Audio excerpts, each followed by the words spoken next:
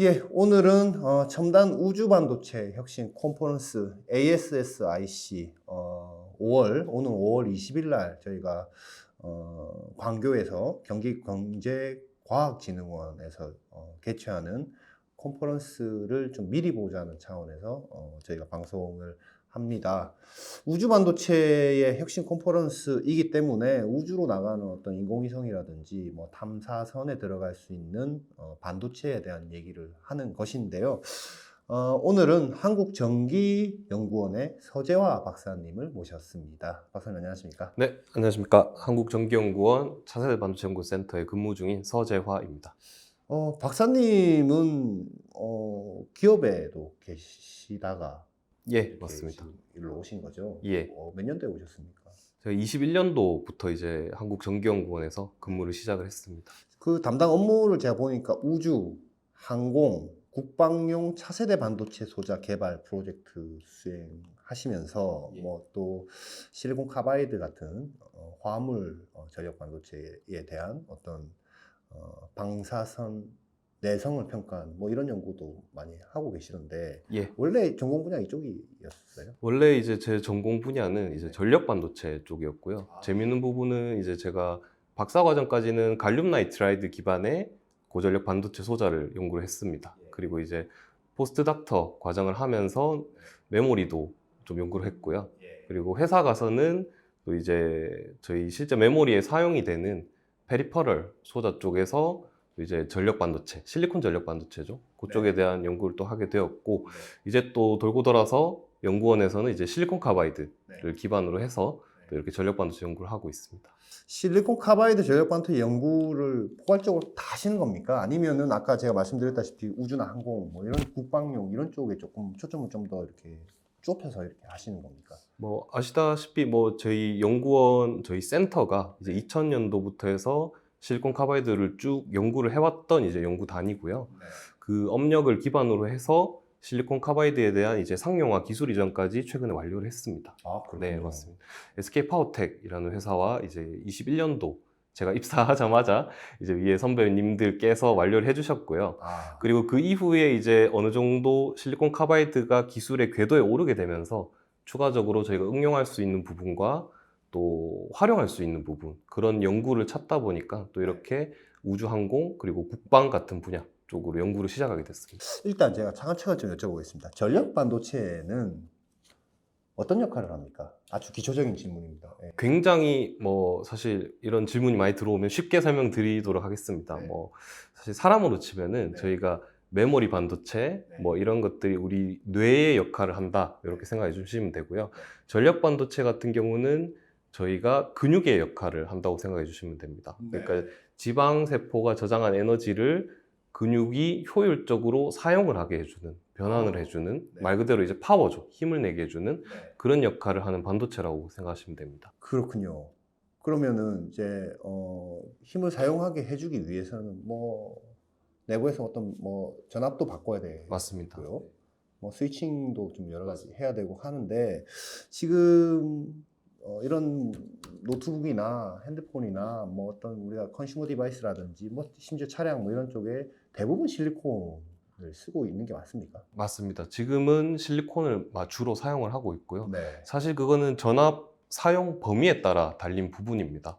그래서 뭐 여러 가지 응용이 있겠지만은 뭐 충전기, 가정용 충전기 뭐 그런 부분은 당연히 실리콘 베이스지만은 또 재밌는 부분은 그 부분에도 최근에는 뭐 갈륨 나이트라이드 같은 전력 반도체로 많이 대체가 되었습니다. 그리고 이제 또 실리콘 카바이드 같은 경우에는 갈륨 나이트라이드보다 또 훨씬 더 높은 전압 범위와 신뢰성을 커버리지를 하고 있기 때문에 네. 가깝게 얘기하자면 테슬라 모델에 실제로 이제 SiC 디바이스가 적용이 되었었고요. 네. 뭐 최근에는 단가 이슈 때문에 다시 들어갔다는 얘기는 있습니다만 다시 또 준비한다는 얘기도 또 있긴 있더라고요. 네. 그래서 이제 단가가 낮아지면은 충분히 그 연료 효율이란 부분과 굉장히 밀접하게 연관이 되어 있기 때문에 앞으로 굉장히 비전이 높을 거라고 생각을 하고 있습니다. 실리콘 대비로 갈륨 나이트라이드나 실리콘 카바이드 같은 경우에 뭐가 더 우수합니까?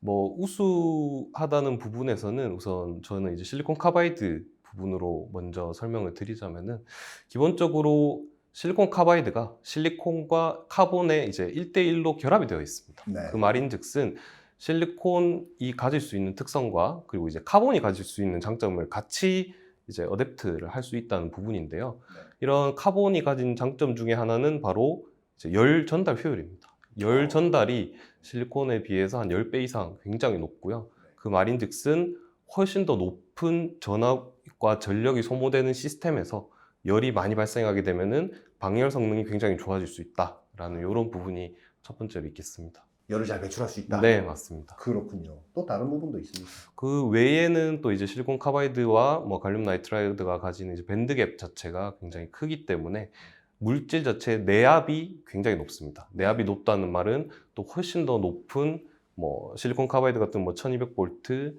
최근에는 뭐 3.3K까지도 버틸 수 있는 소자가 충분히 개발이 가능하고요. 네. 그렇게 높은 내압을 가진 소자를 사용하게 됨으로써 시스템 사이즈 자체를 줄일 수 있고 연료 효율과 그런 이제 전송 효율을 높일 수 있는 그런 장점을 가질 수 있습니다. 열 방출 잘하고 내압성이 맞습니다. 높다. 예. 이게 이제 또 전기나 뭐 이런 쪽에 이제 예. 저 백그라운드가 없는 분들, 저 같은 사람들 보면 한 몇 볼트 정도가 고압이라고 볼 수 있습니까? 고전압이라고 얘기할 수 있습니까? 이게 사실 전력 반도체라는 단어 자체가 참 재밌는 부분인데요.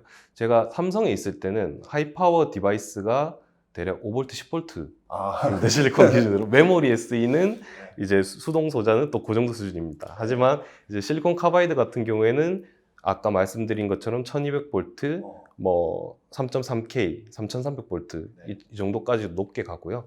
또 갈륨 나이트라이드 같은 경우에는 뭐 350V, 600V 이런 식으로 또 커버리지를 하고 있는 부분이 있습니다. 높은 전압, 고전압을 이렇게 우리가 처리해야 되는 그 전력 반도체가 들어가는 거는 대략 어떤 애플리케이션이 있어요?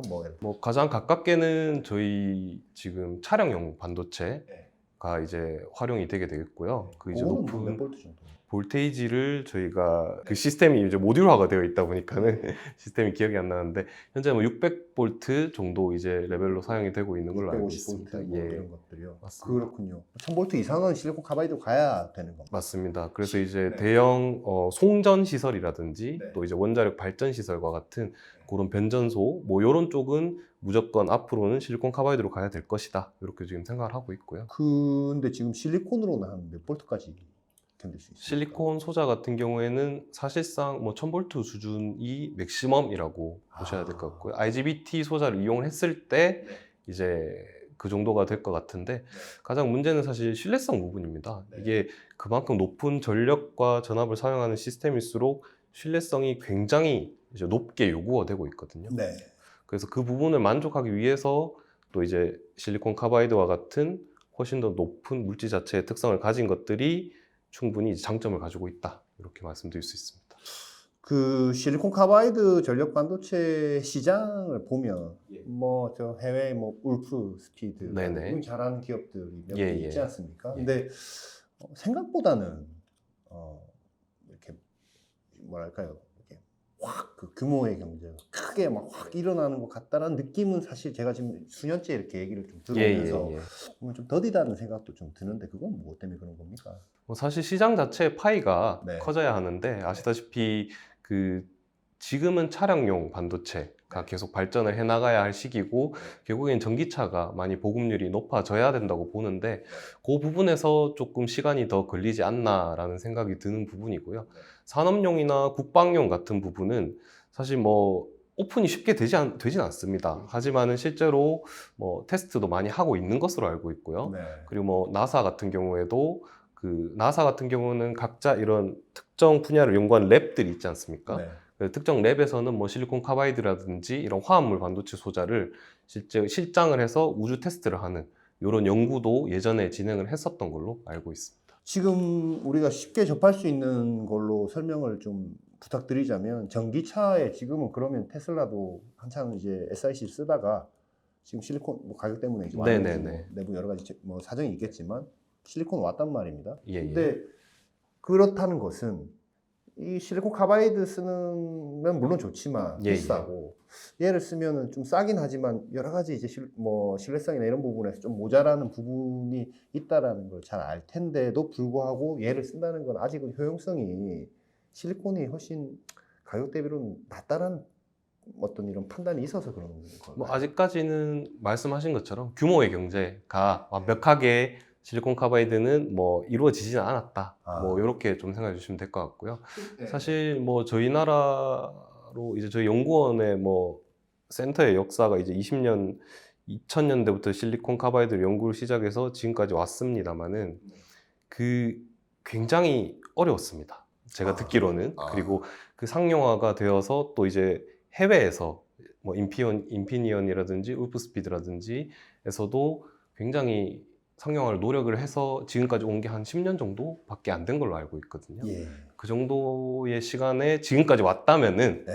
앞으로 또 20년은 또 훨씬 더 커지지 않을까 아. 이렇게 생각하고 있습니다. 그럼 지금 우주 환경에서 실리콘 카바이드 전력 반도체를 좀 활용하기 위해서는 네네, 방사선의 내성 같은 거 맞습니다. 우주로 나가면 이제 뭐 중성자, 네네네. 무슨 뭐 양성자, 뭐 하여튼 여러 가지 방사선 입자들이 쫓아다녀서 이렇게 소자에 닿아서 문제를 일으키는 부분에 대한 어떤 테스트라든지 이런 것도 많이 하셔야 될 것 같은데 기존 실리콘하고 실리콘 카바이드하고 그 화물 반도체와 일반 저기 실리콘하고 비교했을 때는 어때요? 방사선을 더 많이 먹습니까? 아니면 좀 덜 먹습니까? 이제 그거는 사실 저희가 학술적으로 이제 그래프가 하나 있는데요. 그거를 잠깐 말씀드리자면은 그 변이 에너지 그래프가 있습니다. 네. 디스플레이스먼트 에너지 그래프가 있는데 말 그대로 외부에 어떤 힘이 가해졌을 때 이 물질 자체의 격자가 끊어지는 에너지입니다. 네. 그 말인즉슨 네. 변이 에너지가 높을수록 더 많은 외부적인 예를 들어서 방사선에 버틸 수 있는 내성이 커진다라는 그래프이고요. 그 그래프를 뭐 보시게 되면은 실리콘이 아래에 있다면 그 다음은 실리콘 카바이드 그리고 제일 끝에는 카본이 있습니다. 네. 카본은 다이아몬드죠, 쉽게 얘기해서. 네. 그렇게 결합 자체가 굉장히 튼튼하기 때문에 저희가 방사능이 똑같이 떨어지더라도 실리콘에 비해서 결합이 깨져서 문제가 생기는 이런 문제가 훨씬 더 적다. 그렇군요. 내성이 높다. 이렇게 이제 결론이 나게 됩니다. 근데 막 2배 이상 높다 이 정도입니까? 아니면 한 30, 40% 높다 이 정도입니까? 훨씬 더 높습니다. 2배 이상 예. 훨씬 더 높습니까? 예. 그렇군요. 그러면은 뭐 위성이라든지 네네. 뭐 나중에 뭐 우리가 화성에 갈 수 있을지는 잘 모르겠지만 넘어갈 때 아까 실리콘 카바이드를 쓰는 이유는 열을 잘 방출하고 뭔가 효율이 높은 네네. 특성에 더해서 더 내성이 좋다라는 거를 방사능 내성이 훨씬 뛰어나다. 그렇군요.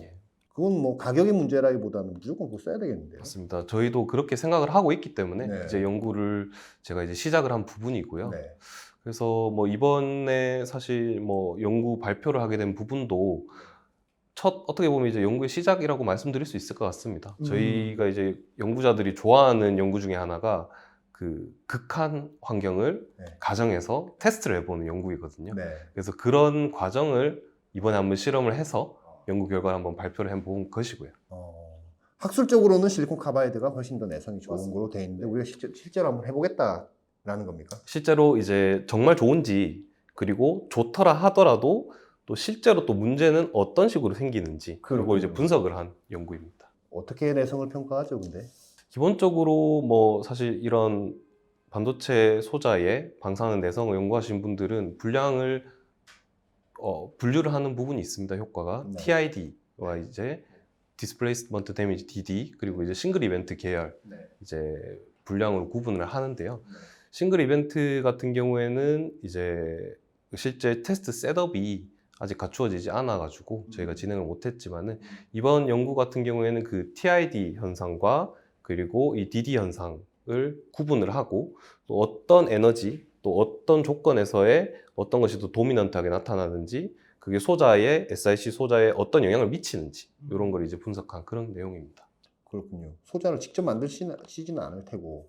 직접 만든 소자이고요. 직접 만든 소자입니까? 네. 아, 저희 그렇군요. 또 자랑으로 한번 말씀드릴 수 있는 예, 부분인데 예. 저희가 아까 말씀드린 것처럼 이제 실제 기술 이전까지 완료를 했다고 말씀드렸지 않습니까? 네. 그래서 이제 저희가 상용급 소자 1200V 어. 40mΩ 정도인데 사실 뭐 저항값은 살짝 높긴 합니다. 예. 근데 뭐 저희 연구원에서 실제 만들어서 어. 패키징까지 완성되어 있는 소자를 이제 테스트를 진행을 한 것입니다. 그렇군요. 국내에서 됩니까? 어디 뭐 또 들고 가서 뭐 이렇게 방사능을 쐬어봐야 됩니까? 어떻게? 아, 방사능 이제 조사 같은 부분은 이제 아시다시피 경주에 있는 이제 가속기 시설을 이용을 해서 원자력 연구원에 네. 진행을 했고요. 잠깐 아쉬웠던 점은 저희가 이제 100메가 일렉트론 볼트의 에너지까지 이제 그 시설에서 사실 국내에서 쓸 수 있는 최대 에너지입니다. 이걸 이용을 했는데 조금 더 이제 해외의 스탠다드라든지 기준을 보기 위해서는 그 이상의 시설, 예를 들어서 뭐 200맵이라든지 뭐 500맵이라든지 이렇게까지 볼 수 있는 해외 시설을 뭐 이용을 해야 된다는 부분이 조금 아쉬운 부분이고요. 그럼 지금 국내에서만 그걸로 이제 한번 그 양성자죠? 그거? 맞습니다. 양성자를 지금은 이용을 했고요. 네. 결과는 나왔습니까? 아, 결과를 이번에 이제 학회에서 말씀드릴 예정이고요. 뭐 논문 발표도 다 되어 있습니다. 아, 그 부분은. 그렇군요. 예. 뭐 살짝 뭐 해보니까 어떻던가요? 물론 이제 제가 보니까 전체적으로 다 한 건 아니에요 지금. 아, 맞습니다. 예, 예, 예. 예. 뭐 재밌는 부분은 이제 저희가 아까 말씀드린 것처럼 극한 환경을 가정을 했다고 말씀드린 것처럼 네. 100메가 일렉트론 볼트에 저희가 이제 가장 하드한 환경을 잡아서 플루언스를 1에 14승까지 잡았습니다. 이거를 그 나사에서 제공을 하는 우주 방사선 모델링을 이용을 해서 역산을 해서 러프하게 계산을 하면은 우리 심우주 기준으로 했을 때 5,000년 정도 우주 활동을 했을 그래요? 때에 예, 어. 굉장히 하드한 조건에서 네. 버틸 수 있는 조건입니다. 그렇군요. 그 5,000년 동안 누적이 돼서 소자가 어떻게 변하느냐를 모사를 했다고 생각해 주시면 되고요. 그렇군요. 그런데 또 이게 사실은 또 그렇게 러프하지만은 않을 수 있는 게 만약에 목성으로 간다. 목성 탐사를 한다고 하면은 목성에서는 뭐 천문학자 분들께서 더 잘 아시겠지만은 굉장히 높은 방사능 대기가 존재를 합니다. 네. 그리고 벨트 같은 경우에는 100메가 일렉트론 볼트가 아니라 뭐 2배, 3배 훨씬 더 많은 부분이 있기 때문에 네. 그런 곳에서는 사실 뭐 운이 없다면은 수시간 혹은 뭐 수일 내에도 파괴가 될 수 있다라고 뭐 그런 부분이고요. 양성자 아닌 다른 방사 입자에 대해서도 좀 해보셔야 되는 겁니까? 맞습니다. 네. 이제 저희가 뭐 인피니언 같은 해외 선진 기업이죠. 네. 이 부분에서는 최근에 저희 차량용 반도체에서는 또 이제 중성자 네. 테스트가 굉장히 지금 이슈가 되고 있습니다. 대기 방사선 네. 영향으로 인해서. 그래서 그런 부분을 테스트를 하기 위해서는 또 중성자 테스트 셋업이라든지 또 나사나 우주 환경용 반도체 그레이드에서 또 필수적으로 진행을 해야 되는 싱글 이벤트 테스트 이런 부분도 앞으로 이제 진행을 해야 될 부분입니다. 그건 국내에서는 못하죠. 국내에서는 이제 저희는 싱글 이벤트 쪽은 저희가 이제 셋업을 하고 있고요. 네. 연구원 공동 연구를 통해서 네. 자체적으로 준비를 하고 있는데 아까 말씀드린 것처럼 그 100매브 이상의 에너지가 없기 때문에 그 부분이 조금 아쉬운 상황입니다. 네. 해외 나가면 그거 쓸 수 있을 텐데 비싸기도 해외 하고 나가면 쓸 수 있지만은 뭐 최근에 알아봤는데 네. 뭐 하루 정도 하면은 대충 한 1,000만 원 정도 우와. 잡히더라고요. 실험인데. 하루만 해서는 안 되지 않습니까? 맞습니다. 그래서 네. 여러 번 해보시고 네, 해야 맞습니다. 되니까. 그런 연구는 한국전기연구원은 어떤 뭐 무슨 개발 과제, 연구 과제를 받아서 하시는 거예요? 아니면은 그냥 자체 재원으로 이렇게 하시는 거예요? 뭐 어떻게 하시는 뭐 겁니까? 기본적으로 저희는 출연연이기 때문에 아시다시피 이제 나라에서 과기부에서 NST를 통해서 내려오는 출연금이 있습니다. 그 네. 내부 과제를 또 진행을 하게 되고요. 그 외에도 저희는 뭐 과기부 과제라든지 산자부 과제를 인볼브를 하거나 또 기획을 해서 네. 또 진행을 하고 있습니다. 그래서 뭐 최근에 아직 뭐 결과가 나오진 않았지만은 저희가 이제 컨소시엄을 또 만들어서 우주항공 반도체 연구에 대한 기획 사업을 준비를 하고 있는 부분도 있습니다. 그렇군요. 박사님께서 지금 연구하신 실리콘 카바이드 전력 반도체 소자의 방사선 내성 평가 예. 지금 이제 뭐 경주에 있는 그 양성자 맞습니다. 가속기 활용해서 100매브 정도로 이렇게 해보셨고 뭐 일본 5,000년 정도 이렇게 할 수 있는 것 정도 이제 연구 성과 뽑아 놓으셨고 앞으로 뭐 다양한 환경을 또 모사해서 하셔야 될 텐데 맞습니다. 그것이 연구가 예를 들어 어떤 과정에서 이제 어떤 시점에 끝난다라고 했을 때 이것은 우리 학계나 산업계에 어떤 영향으로 좀 올 수 있을까요? 연구 결과물이. 사실 저희가 목표로 하는 부분은 네. 실제로 저희 위성이라든지 네. 또 이제 아까 말씀드렸던 뭐 국방이라면 전투기 네. 그러한 이제 미사일. 예 맞습니다. 현무, 그런 부분에 네. 실제로 실장을 하는 걸 목표로 하고 있습니다. 저희는 그렇군요. 왜냐하면 저희 출연연의 롤 중에 하나가 네. 이러한 연구 개발을 선행을 하고 개발을 해서 기술 이전이라든지 사업화를 하여서 네. 또 이게 실제 산업에 적용될 수 있는 것까지 목표로 하고 있기 때문에 그럼 지금 소자를 이렇게 아까 패키징 정도까지 할 수 있는 기술 자체는 지금 연구원에서 갖고 있고, 맞습니다. 그걸 이제 한번 평가해봤더니 이 내방사선 그 내성이 예. 방사선 내성이 이렇게 우수하다라는 자료로 활용될 수 있는 연구라고 뭐 봐요. 실리콘에 비해서는 우수하다라는 그런 부분도 이제 말씀드릴 수 있을 것 같고요. 네.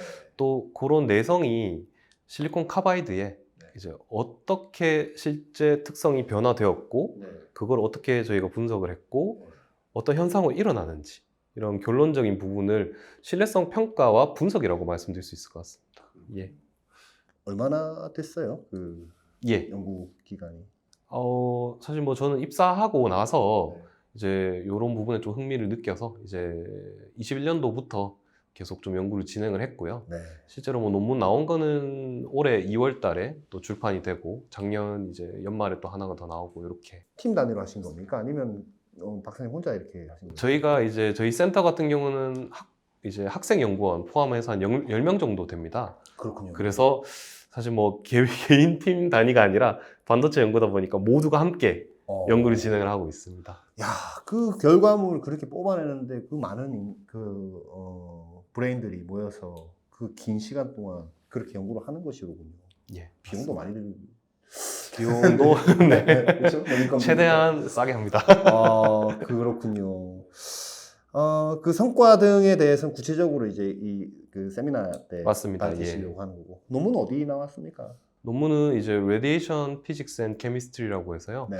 이번에는 뭐 결과가 괜찮았는지 다행히 그 저널이 상위 이제 8% 정도 되는 네. 우수 저널에 출판이 되었습니다. 언제?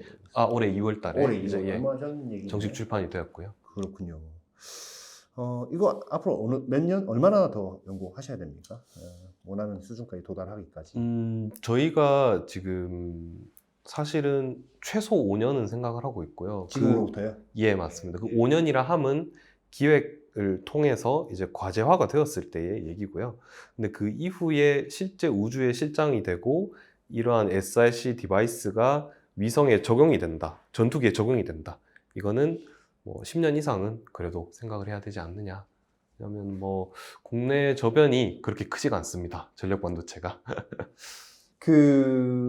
또 별개의 질문인데 요즘 제가 이제 방산 쪽에 이제 관심이 좀 많아서 뭐 이렇게 하다 보면 이상하게 유튜브도 알아서 자꾸 무슨 미사일 이런 거 날리는 거 이렇게 영상으로 보여주고 하던데 특히 뭐 현무 미사일, 뭐 북한의 김정은이 벌벌 떤다는 뭐 하면 뭐 지하 벙커까지 뭐 뚫고 들어가서 터지는 뭐 이런 거 영상을 많이 봤는데 거기도 안에 반도체 다 들어가잖아요. 예. 날아갈 때도 이제 뭐 모르겠습니다. 대륙간 탄도면은 시간이 많이 걸리겠지만 짧은 거리면 사실 시간이 그렇게 많이 안 걸리는데 그 짧은 그러니까 길지 않은 그 시간 동안 날아가면서도 그 뭐랄까요 방사 입자에 의한 싱글 이벤트라든지 이런 문제가 생길 수 있어요.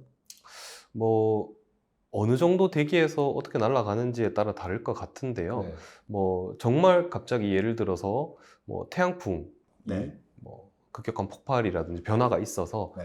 이슈가 생겼다. 네. 그렇게 하필 또 이제 대기권 밖으로 날아가는 순간이었다. 네. 그런 우연히 겹치면은 또 그런 일이 발생할 수도 있지 않을까 그렇게 생각은 됩니다. 날아가다가 딴 데 떨어질 수도 있고. 맞습니다. 그렇다는 거군요. 네. 하지만 기본적인 차폐는 뭐 또 설계를 하시겠죠, 아마도. 차폐도 하고 하나 죽으면 뭐 대체 맞습니다. 일부 들어가긴 하겠지만 그런 것 때문에 가격이 비싼 거다. 맞습니다. 이죠. 박사님 오늘 말씀 잘 들었고요. 우리 세미나 때 나오셔서 한번 발표해 주시면 또 들어보겠습니다. 혹시 관심 있으신 분들은 저희 세미나 무료니까요. 와서 들어주시면 좋겠습니다. 박사님 고맙습니다. 예, 감사합니다.